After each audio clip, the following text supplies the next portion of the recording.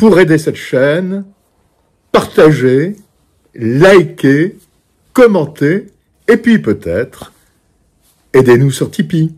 Un cinéma post-traumatique, par Pierre Conesa, ancien haut fonctionnaire au ministère de la Défense. Le Monde diplomatique, janvier 2025, lu par Thibaut Delavigne. Dans le sous-sol du commissariat d'une petite bourgade du nord-ouest des États-Unis, des policiers maltraitent un vétéran vagabond que le shérif du coin a pris en grippe. Ainsi s'emballe l'action de Rambo en 1982. Campé par Sylvester Stallone, John G. Rambo oppose une résistance passive et muette, mais quand l'un des agents brandit un rasoir, le souvenir des tortures subies par le soldat lorsqu'il était prisonnier des Vietnamiens ressurgit. La suite est connue. Rambo se déchaîne, s'échappe dans les bois et finit par détruire la moitié de la ville avant de se rendre au colonel Trautman, son ancien supérieur. En 1978 déjà, Voyage au bout de l'enfer de Michael Cimino mettait en scène 3 ouvriers de retour du Nam en proie à des troubles physiques et surtout psychologiques. Si nul n'ignorait les conséquences psychiques des guerres, la catégorie des troubles de stress post-traumatique ou TSPT s'applique pour la première fois aux vétérans de l'intervention américaine au Vietnam entre 1965 et 1975 pour connaître ensuite un succès sans précédent. Impossible d'évoquer un conflit sans aborder la question. Même les auteurs d'atrocités ont droit à cette attention, comme en témoigne une série d'articles sur les TSPT endurés par des soldats israéliens participant aux destructions de Gaza. Si, dans le film de Cimino, le personnage de Mike, joué par Robert De Niro, semble enclin à renoncer à la violence lors de son retour au pays, tel n'est pas le cas de 3 autres grands guerriers cinématographiques sujets au TSPT si l'on s'en tient à leurs multiples performances de baroudeurs. Dans Rambo 2, La Mission, en 1985, Stallone redonne de la fierté aux Américains qui pansent les plaies du bourbier vietnamien. 2,3 millions de GI y ont servi. Son personnage passe ainsi du statut de paria à celui de héros, capable à lui tout seul de rejouer la guerre du Vietnam. « Cette fois, on y va pour gagner ?» demande-t-il au colonel Trautman qui lui répond « Cette fois, ça dépend de toi, John. » Affaire entendue. Rambo venge à lui seul un pays déshonoré d'une guerre perdue par les bureaucrates et libère des soldats américains encore détenus dans les geôles vietnamiennes. En marge du festival pyrotechnique, John tue entre 51 et 75 personnes selon les méthodes de comptage. Et rompt avec un cinéma américain plus ou moins critique à l'encontre de la guerre, celui de Cimino, mais aussi Apocalypse Now en 1979, Platoon en 1986 ou Full Metal Jacket en 1987. Dans Rambo 3 en 1988, Trautman tire Rambo d'un monastère thaïlandais pour l'envoyer combattre en Afghanistan contre les soviétiques. À l'époque, la guerre froide tira à sa fin, mais l'Amérique de Ronald Reagan n'a pas renoncé à en découdre. Marlon Brando, personnage crépusculaire dans Apocalypse Now, fut le premier choix dans le rôle du méchant officier soviétique Tsai-Sun, mais il déclina. Cette fois, Rambo tue de ses mains 83 ennemis, 0,72 morts à la minute, mais les explosions et mitraillages empêchent un décompte sérieux. Superbes images finales car le héros va enfin rentrer chez lui. Mais l'histoire et l'Amérique ont encore besoin de lui. Dans John Rambo en 2008, il est sollicité par le responsable d'une organisation non gouvernementale américaine pour libérer des missionnaires détenus quelque part en Asie du Sud-Est. Il prend alors part à l'opération de sauvetage en soutien à l'armée Karen de libération nationale. Dans le film, le cruel major birman Tint est interprété par Mang Mang Kin, qui est en réalité un vrai chef de la résistance Karen. Le tournage débute en février 2007 en Thaïlande, dont les autorités ont souhaité que le film reste d'une violence raisonnable. Promesse tenue. On ne dénombre que 236 cadavres, dont les 83 oxy par Rambo. Cadence, 2,59 morts par minute. 113 gentils périssent également, mais il s'agit d'indigènes.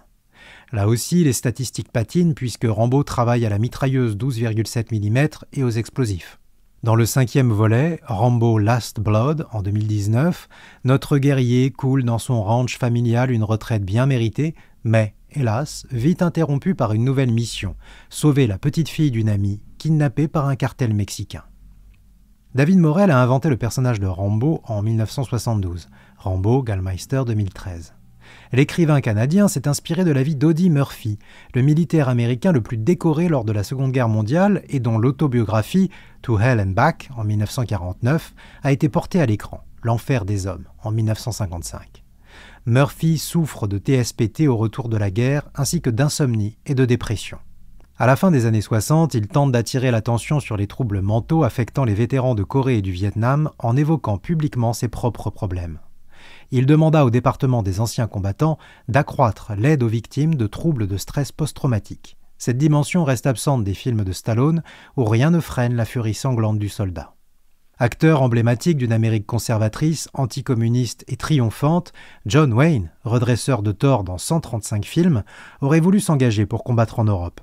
Mais, parce qu'il était marié et père de 4 enfants, sa demande fut rejetée à plusieurs reprises. Il en fut déçu. « J'ai toujours eu honte de ne pas avoir combattu. » Pour se rattraper, Wayne tourna une série de films durant la guerre. Il incarne un pilote réfugié en Normandie, dans Quelque part en France en 1942, ou un colonel américain aux prises avec la guérilla locale dans Retour aux Philippines en 1945. Wayne joue ensuite dans 3 films sur la guerre du Pacifique, Les Sacrifiés en 1945, Iwo Jima en 1949 et Les Diables de Guadalcanal en 1951.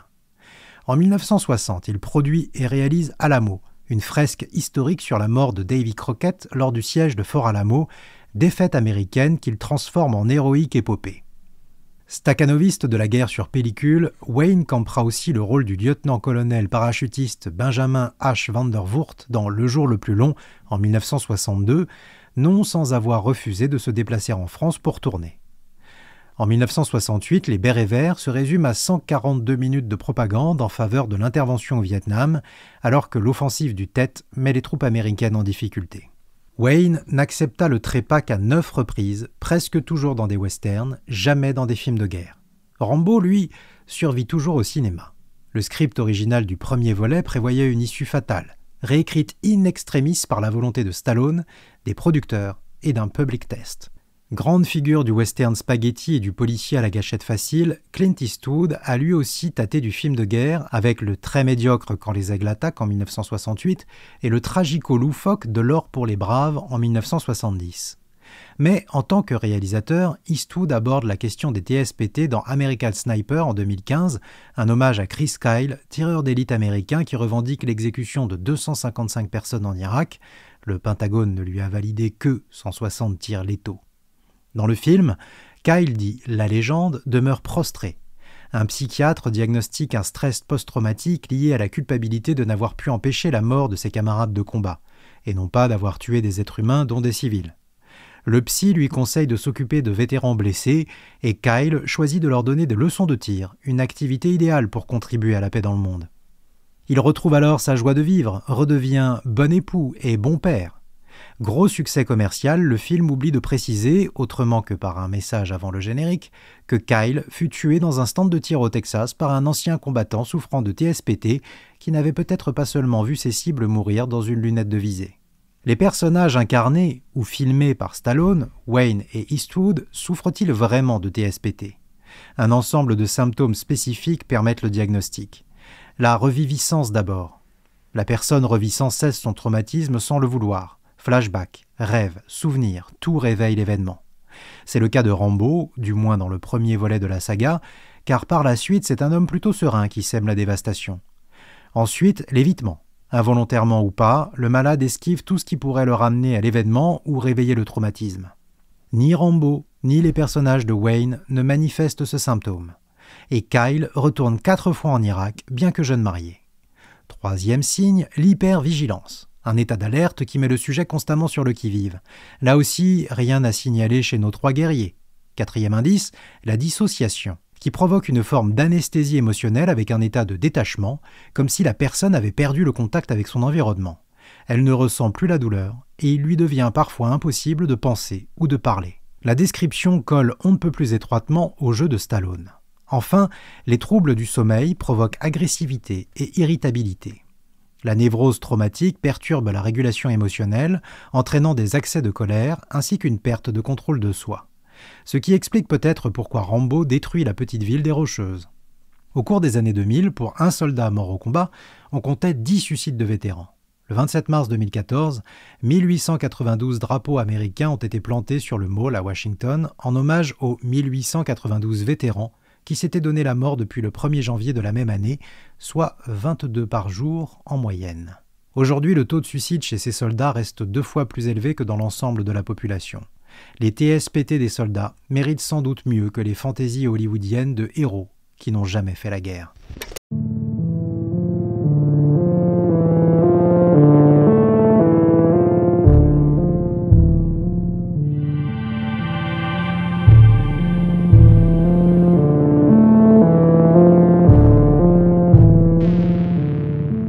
Alors, pour aider cette chaîne, partagez, likez, commentez, et puis peut-être, aidez-nous sur Tipeee.